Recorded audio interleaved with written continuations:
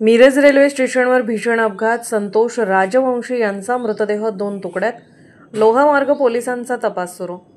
काल दिनांक 17 रोजी मिरज लोहमार्ग पोलीस स्टेशन हद्दीत भीषण रेल्वे अपघात झाला। मिरज रेल्वे स्टेशनवरील प्लॅटफॉर्म क्रमांक 2 वर पुरुष जातीचा मृतदेह आढळून आला। लोहमार्ग पोलीस, मिरज रेल्वे पोलीस व स्पेशल रेस्क्यू फोर्स आपत्कालीन पथकाने घटनास्थळी धाव घेऊन पाहणी केली असता मृतदेह 2 भागात विभागलेला आढळला। पोलिसांनी तात्काळ पंचनामा करून स्पेशल रेस्क्यू फोर्सच्या मदतीने मृतदेह मिरज शासकीय रुग्णालयात हलवला। काही वेळानंतर मृत व्यक्तीची ओळख पटली। त्याचे नाव संतोष राजवंशी, राहणार बिहार हसपुरा असे आहे। पोलिसांनी त्याच्या नातेवाईकांशी संपर्क साधून आज दिनांक 18 रोजी मृतदेह नातेवाईकाच्या ताब्यात देण्यात आला।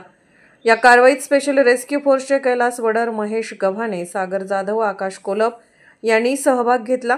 घटनेचा पुढील तपास मिरज लोहमार्ग पोलीस करत आहेत।